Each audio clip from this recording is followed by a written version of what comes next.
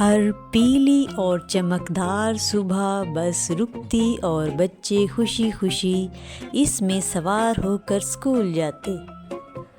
علی کو کھڑکی کے پاس بیٹھنا پسند تھا۔ وہ چلتی بس سے درختوں اور عمارتوں کو گزرتے دیکھتا۔ ایک دن اچانک بس راستے میں رک گئی۔ بچے حیرانی سے ایک دوسرے کی طرف دیکھنے لگے۔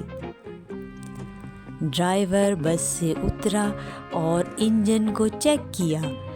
لگتا ہے چھوٹی سی مشکل ہے، اس نے مسکرا کر کہا۔ علی اور اس کے دوست بس میں بیٹھے باتیں کرنے لگے اور اندازے لگانے لگے کہ بس کو کیا ہوا ہوگا۔ اچانک انہیں ہلکی سی میاؤں سنائی دی۔ علی نے نیچے جھانکا تو ایک ننھا سا بلی کا بچہ نظر آیا۔ بلی کا بچہ خوفزدہ لگ رہا تھا۔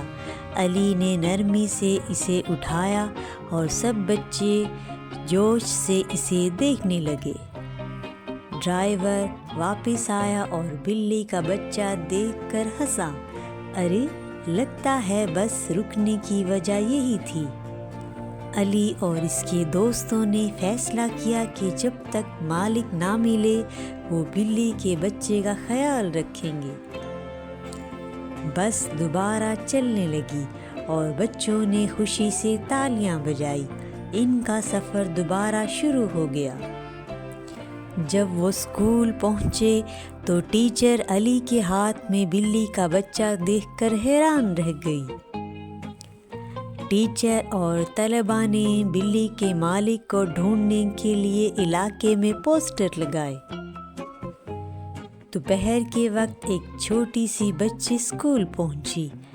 یہ میری بلی فلفی ہے، اس نے خوشی سے کہا۔ بچوں نے مسکرا کر بلی کے بچے کو اس کی مالک کے حوالے کر دیا۔ بچے خوش تھے کہ فلفی اپنے گھر واپس جا رہی تھی۔ بچی نے جانے سے پہلے سب کا شکریہ ادا کیا اور وعدہ کیا کہ وہ دوبارہ ملنے ضرور آئے گی۔